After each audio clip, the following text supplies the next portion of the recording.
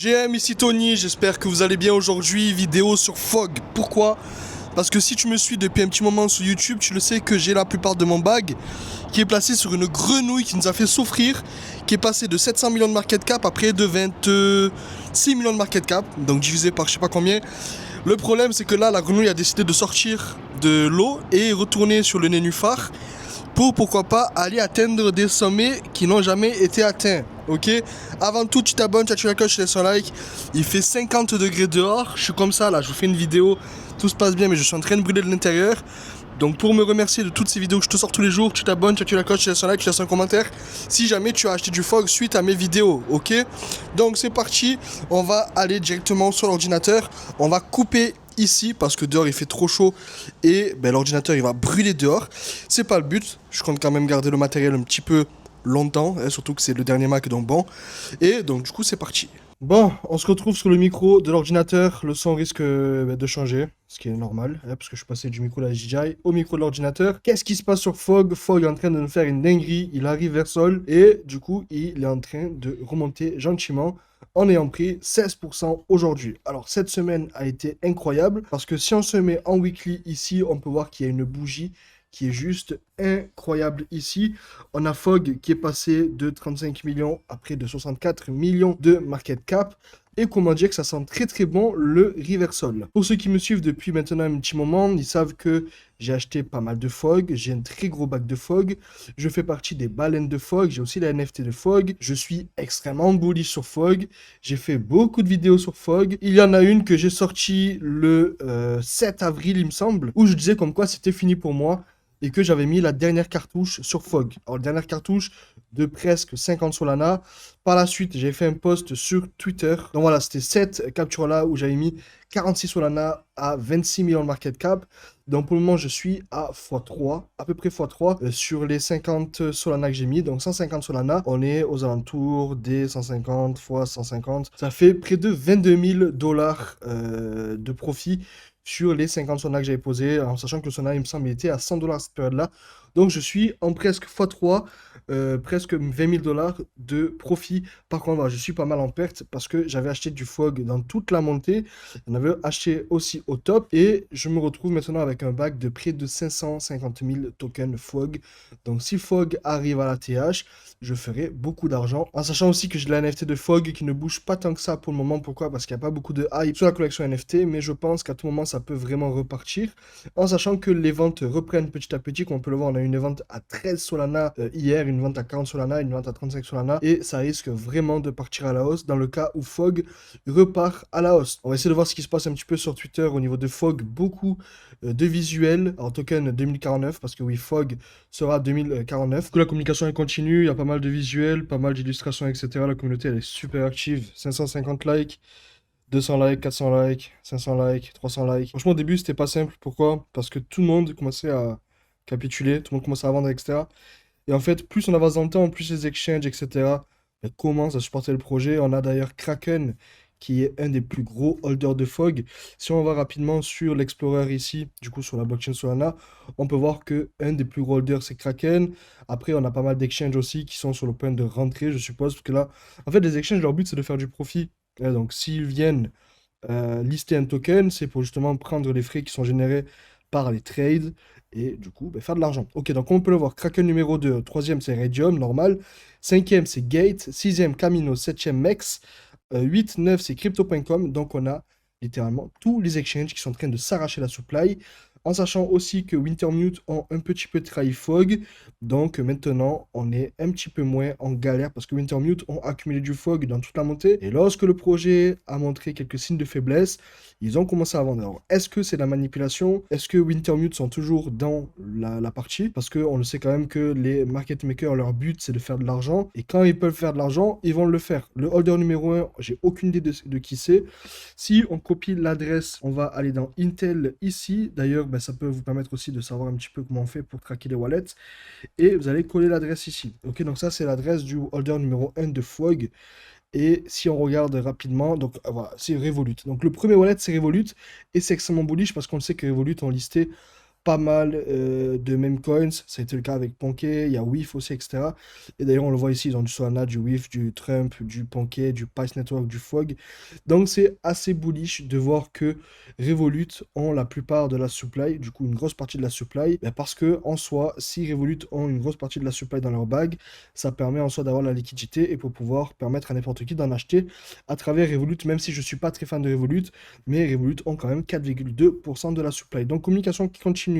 On a dans le top holder que des grosses boîtes. Donc ça c'est bullish parce que ce sont des boîtes qui sont là juste pour la liquidité. Ils sont pas là pour vendre. Alors oui, ils peuvent vendre bien évidemment, mais ce sont des exchanges et qui dit exchange dit liquidité. Donc c'est quand même assez bullish. Là on est sur quand même 4, 8, 11, 14, 16, même plus, 17, 20, 22, 25%. On est sur plus de 25% de la supply qui est holdée par des exchanges, etc.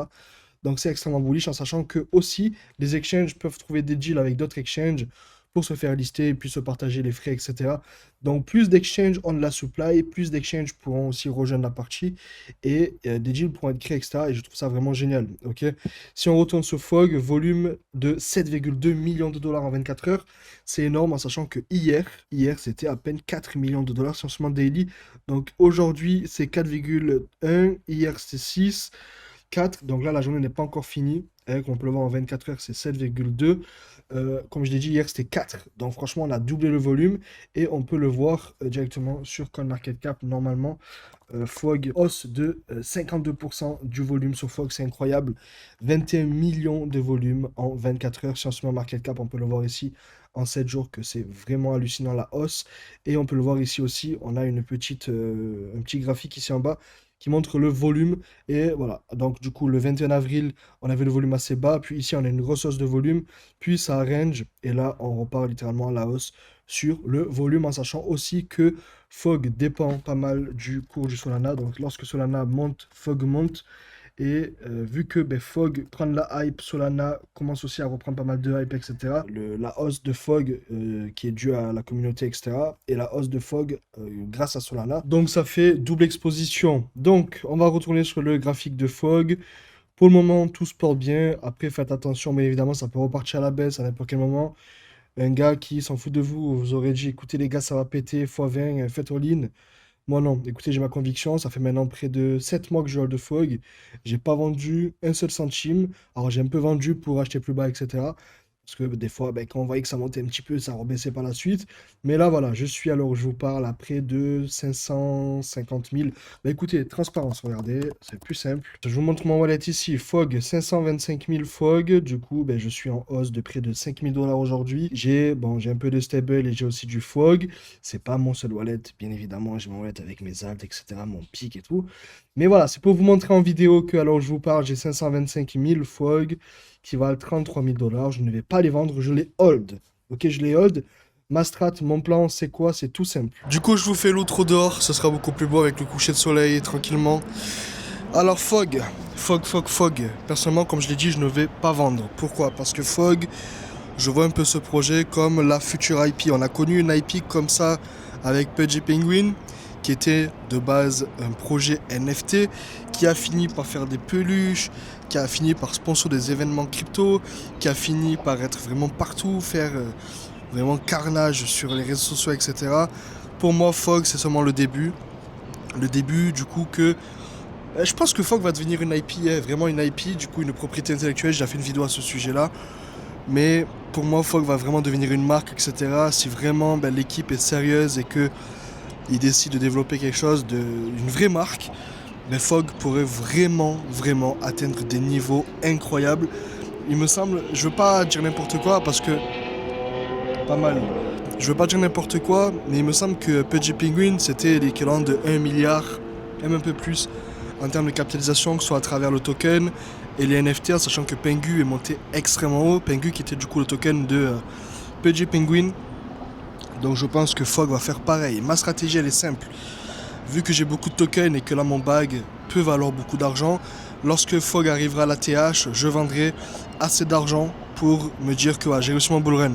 Je pense vendre l'équivalent de 50% de mon bag à la TH. Ok, je garderai les 50% restants en moon bag et j'envisagerai par la suite. Mais le but est de vraiment pour moi retourner à la TH. Je ne pense pas vendre Fog tant que Fogg ne retourne pas à la TH. Ok? Si Fogg ne retourne jamais à la TH et que Fogg retourne à 0, dans ce cas-là, j'accepterai ma perte. Et de toute façon, je suis au courant que tout investissement comporte des risques. Quand Fogg était au plus bas, je savais que c'était potentiellement perdu et que c'était comme ça, c'était pas autrement, et que ça faisait partie des risques, etc. Donc pour conclure, je vends pas mon Fogg. Mon Fogg, je le hold. Pour moi, Fogg est mon bac de conviction pour ce bull run. Si Fogg pète, tape plusieurs milliards, etc., sûrement que je passerai pour un génie et que je deviendrai très très riche. Et si Fogg retombe à 0 et que c'est fini, écoutez, dans ce cas-là, vous aurez une vidéo de moi qui se trompe. De toute façon, ça arrive à tout le monde de se tromper. Et puis voilà. Donc dis-moi ce que tu en penses en commentaire. Dis-moi si tu as du Fogg. Dis-moi si tu le hold. Dis-moi si tu as vendu. Dis-moi si tu y crois. Dis-moi si tu y crois pas. Moi, je pense vraiment que Fogg peut vraiment, comme je l'ai dit, finir en IP, etc. Finir dans tous les magasins en peluche ou en film ou je sais pas quoi. Bref, c'est possible en sachant aussi que le responsable marketing de Fogg, c'est le gars qui est derrière Claynosaur, qui est une grosse collection de NFT sur Solana, qui bosse avec Marvel, Netflix, etc. Bref, tout est aligné, à voir comment ça se passe. Dans tous les cas, tu t'abonnes, tu actives la cloche, tu laisses un like, et on se retrouve prochainement dans une prochaine vidéo. C'était Tony, à plus.